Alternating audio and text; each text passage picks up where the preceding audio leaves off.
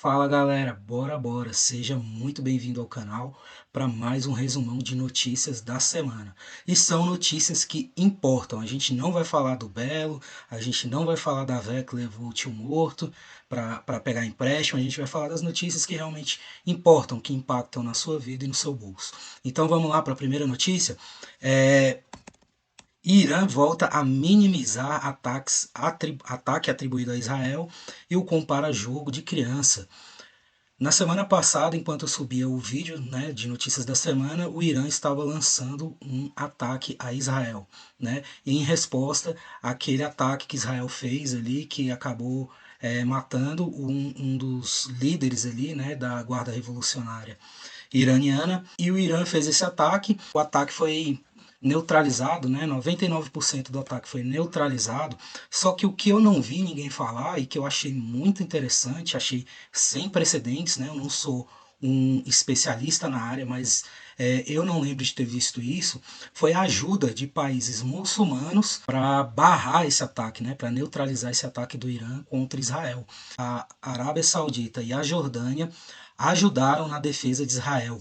E isso é sem precedentes, pelo menos eu não lembro. Tá? É algo muito interessante. Antes de ter aquele ataque ali, né, do grupo terrorista contra Israel, ele vinha ali trabalhando suas alianças com países vizinhos e aí já deu algum fruto, deu algum resultado, né? Em um ataque aí vindo de um país inimigo, ele teve ali um suporte, uma ajuda na sua defesa. E logo após o ataque, que foi no sábado, na quinta-feira, Israel também atacou o Irã, mandou ali vários mísseis, drones, enfim. E o ataque também parece que foi um ataque mais leve, foi só para dar uma resposta. E esse clima parece que está diminuindo. Já não se, Israel não fala mais em atacar a Jordânia, Israel não fala mais em atacar o Irã também não fala em devolver esse último ataque. Parece que os ânimos estão se acalmando ali entre os dois países. Isso é muito bom e que a guerra realmente fique ali somente contra os grupos terroristas, né? Quando tem uma guerra de nação contra nação, acaba dando uma complicada. Tá? A próxima, Boletim Focus, já falando de Brasil, mercado reduz estimativa de inflação em 2024 e vê expansão maior da economia. Uma excelente notícia, os economistas veem uma inflação diminuindo em 2024, dando uma arrefecida. Porém, logo embaixo dessa boa notícia, a gente tem uma outra notícia que não é tão boa assim, que já fala de um aumento na expectativa da inflação para o ano que vem. Então, os economistas estão acreditando que a inflação esse ano de 2024 deve dar uma reduzida, porém no ano que vem ela deve subir um pouco. Para a próxima, 40% dos brasileiros têm rendimentos 40 vezes menor do que o 1% mais rico, né? Apesar do rendimento do país ter aumentado como um todo, a renda média dos mais ricos cresceu mais do que a dos mais pobres. Isso aqui é um retrato da desigualdade no Brasil. Você vê muito político fazendo campanha nessa questão de desigualdade, né? Colocando isso em palanque, enfim. Na minha visão, a desigualdade ela não é um problema, tá? Não tem como você fazer com que as pessoas sejam iguais em um país, né? A única forma de você fazer isso é você nivelar todo mundo na pobreza. Então, todo mundo pobre, aí beleza, fica todo mundo igual. Agora, em países prósperos, não adianta, sempre vai ter desigualdade. Isso não é um problema. O problema é a pobreza, é uma coisa diferente. Então, você ter pessoas ganhando mais ou menos, isso não é problema. O problema são pessoas que ganham tão pouco que fica difícil até subsistir, né? A pessoa ela não tem acesso a certas coisas, como cultura, como educação, como lazer, né? Não tem acesso a uma alimentação digna, a um vestuário digno. Isso sim é um problema. E aí você pode pensar que e com isso você pode pensar que a desigualdade contribui. Mas não. Vamos lá, vamos pensar. Uma pessoa ganha 50 mil. Vamos pensar na situação de hoje do Brasil. Uma pessoa que ganha 50 mil e a outra ganha 20. Elas são bem desiguais, né? Uma ganha mais que o dobro da outra. Porém, as duas conseguem, com essa grana, com esse valor, ter uma vida digna. Né? Uma pessoa que ganha 20 mil, ela consegue morar bem, ela consegue se vestir bem, ter uma boa alimentação, ter acesso à cultura, a lazer, à educação, né, da sua família, dos seus filhos, enfim. Já, por exemplo, se a gente pega uma pessoa que ganha 20 mil e uma pessoa que ganha ali um salário mínimo, já fica mais difícil, né? Eles também são desiguais, só que a pessoa que ganha um salário mínimo, ela está na pobreza, dificilmente ela vai conseguir ascender, né? Dificilmente ela vai conseguir ter acesso às mesmas coisas que uma pessoa que ganha 20 mil vai ter na vida, né? Então ela não vai conseguir ter um bom lazer, ela não vai conseguir ter uma boa educação. A gente sabe que as escolas públicas não são boas, ela não vai conseguir ter acesso à cultura, ela não vai conseguir de repente se alimentar bem, não vai conseguir se vestir bem. Então, aí sim, no caso, uma pessoa pobre, ela não vai ter acesso a isso, mas ainda que duas pessoas tenham uma diferença, né, de renda muito grande, que ela seja desigual, mas as duas ganham o suficiente para ter uma boa qualidade de vida, aí tudo tranquilo. Então, o problema não é desigualdade, o problema é a pobreza. Vamos para a próxima. Haddad diz esperar acordo do G20 até novembro para taxar os super ricos. Erro gigantesco, né? Essa história de taxar super ricos sempre foi um erro. Por quê? Quando o super rico, quando o cara que tem grana mesmo, tem bala na agulha, ele entende que aquele local, que aquele país, aquelas regras tributárias não estão sendo vantajosas para ele, ele simplesmente tira o capital dele, vai morar em outro lugar, certo? Onde as leis sejam mais favoráveis para ele. Então, no momento que o governo decidir taxar ali super ricos, de repente taxar a sua fortuna ou taxar a sua renda, é, vai haver uma fuga de capital. As pessoas simplesmente vão pegar o seu dinheiro e vão colocar em outros lugares. Às vezes pode até continuar morando aqui, mas manda o dinheiro para outro lugar e fica lá guardado, um paraíso fiscal, em algum país que tem uma liberdade financeira maior, né, que tenha menos impostos. E basicamente é isso. E uma pessoa que tira o dinheiro daqui, ela está deixando o país mais pobre, ela deixa de gerar empregos. Uma pessoa que tem uma grana, que tem uma mansão, né? Vamos pensar, ela tem carros, tem um monte de coisa para administrar. Ela vai contratar um monte de gente para ajudar na conservação e na administração desse patrimônio, certo? Então, se tem uma casa grande, vai contratar empregados, vai contratar jardineiro, vai contratar piscineiro, vai contratar motorista. Então, é emprego. Querendo ou não, dinheiro significa emprego, tá? Significa criação de empregos. Então, se o super rico começar a tirar o seu dinheiro, começar a sair do país, só vão ficar os pobres. E aí, pobre dificilmente consegue gerar emprego, né? Mal, quando empreende aí, consegue o seu e o da sua família, né? Consegue trabalho para pouca gente. O super rico, a galera que tem grana, ela precisa estar aqui, ela precisa investir no país, ela precisa montar empregos, ela precisa ter patrimônio, precisa fazer esse dinheiro circular para que gere empregos e gere renda para as pessoas. Então, uma medida extremamente burra e absurda.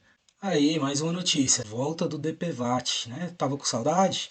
Então, o DPVAT, aquele impostinho, né, que você paga todo ano, quando você precisa ali renovar a documentação do seu carro, tinha sido extinto e tá aí o governo trazendo ele de volta, querendo arrecadar mais dinheiro. E agora, sobre a administração, o DPVAT ali, que agora vai ser SPVAT, vai estar sobre a administração da Caixa Econômica Federal, um banco estatal. Ainda não se sabe o valor, e pelo que eu vi, vai ter algumas mudanças ali. Antes, quando você tinha ali algum acidente, que a pessoa ficava ferida, ela podia recorrer ali e receber, se eu não me engano, 2.000 até R$ 2.700 para custear remédio, tratamento, enfim. E pelo que eu vi, não vai ter mais esse custeio aí. Quando você bate o carro e fica ali, né, ferido, tem algum problema de saúde por conta do acidente, né? Eles estão jogando isso para o SUS. Então, você bateu o carro, você vai utilizar o SUS. Não vai ter mais aquela graninha que você recebia quando estava ali dentro de um acidente. Tem que aguardar aí, o governo ainda vai definir o valor do DPVAT, mas tá aí, mais um imposto para a gente pagar, né? Eu entendo a diferença de taxa, contribuição, imposto, tá? Entendo. Mas para mim, qualquer coisa que eu não tenha a opção de pagar é imposto, beleza? Então é mais um imposto para a gente desembolsar aí todo ano. A gente que tem carro, né? Defasagem de preço da gasolina da Petrobras atinge 21%, a maior do ano. A Petrobras está vendendo os combustíveis com prejuízo, com defasagem, né? Está comprando mais caro e está vendendo mais barato. Por que isso? Porque o governo não quer se indispor com a população. Se ele sobe ali a gasolina para o preço que realmente teria que ser, né? Os combustíveis para o preço que teria que ser, ele estaria enfrentando mais dificuldades. Porém, qual é o problema aqui? A Petrobras vendendo o combustível por um valor que está defasado, começa a interferir ali nos lucros, né, da Petrobras, começa a interferir no caixa da empresa. Isso pode interferir lá na frente quando ela precisar fazer investimentos, né, novos poços de petróleo, novo maquinário, fazer refino, né, tentar ali ter a própria refinaria que a gente não tem, enfim. A tecnologia da empresa vai ficando defasada quando a empresa não tem dinheiro para continuar se atualizando, continuar melhorando, e isso pode ser um problema no futuro. Na Venezuela, foi justamente isso que aconteceu, né? Vendendo gasolina a um preço onde a empresa não lucrava e a empresa foi ficando defasada. Hoje na Venezuela, a gasolina são centavos o litro ali, porém você chega no posto e não tem gasolina, porque a empresa está mal das pernas, não consegue extrair, não consegue descobrir novos poços, não tem tecnologia. Isso acabou influenciando o país todo porque começou a não ter mais combustível. O que você prefere? Ter um combustível, tudo bem, caro, mas tem, você chega no posto, tá lá o combustível, ou você tem um combustível barato, subsidiado pelo governo, mas você chegar no posto e não ter esse combustível. Eu, pessoalmente, prefiro que tenha e que siga o preço de mercado. Vamos para a próxima. Dólar nos Estados Unidos, essa semana, no dia 16/4, bateu R$ 5,28. Né? Depois deu uma corrigida ali, fechou a semana em 5,23. E por que a gente tem que ficar de olho no dólar? Porque as coisas dentro do país elas podem baratear ou podem aumentar de acordo com o valor do dólar. Vamos pensar no seguinte: um produtor de leite, ele consegue vender o leite dele aqui por, digamos, R$ 5, né? E lá fora ele consegue vender esse mesmo leite, essa mesma quantidade para fora por US$ 1. Se o dólar está subindo, batendo 5,28, indo para 5,30, enfim, com um valor acima dos R$ 5, para esse produtor de leite vai compensar mais ele mandar o leite para fora, certo? Então você diminui a quantidade de oferta de leite aqui no país e tendo menos quantidade disponível, né? A gente tem a lei da oferta e da demanda. Se você tem menos quantidade e muita gente querendo leite, possivelmente o preço do leite pode subir. Certo? Usei o leite como exemplo, mas isso vale para diversos produtos. Então é interessante a gente ficar de olho na cotação do dólar para começar a entender quando a gente vê algum produto no mercado que esteja mais caro, que tenha aumentado de uma semana para outra. Pode ser esse tipo de influência que o dólar faz nos produtos. Senado aprova PEC sobre criminalização da posse de drogas. Até o momento tem ali, né, uma distinção entre traficante e usuário, né, o traficante uma quantidade certa ali que inclusive está sendo discutido no STF, essa quantidade, e o usuário, né, no caso o usuário geralmente não dá problema, o cara pega ali com a quantia que ele mesmo utiliza e quase nunca dá algum tipo de problema. Já com essa PEC aqui, tá, a posse de droga também já é criminalizada. Antes era só uma contravenção, né? Agora já vai ser um crime, tá? Então você portar qualquer quantidade de droga, com essa PEC aqui sendo aprovada, né? Ela foi aprovada no Senado, vai agora para a Câmara, tá bom? Dos deputados e tá andando, né? Tá andando. Foi aprovada bem, né? Com bastante voto lá no Senado. Tá andando. E o que que acontece? O que que muda agora? A pessoa que é presa com uma pequena quantidade, alega ser usuário. Antes era uma contravenção, não dava nada para a pessoa, agora passa a ser um crime.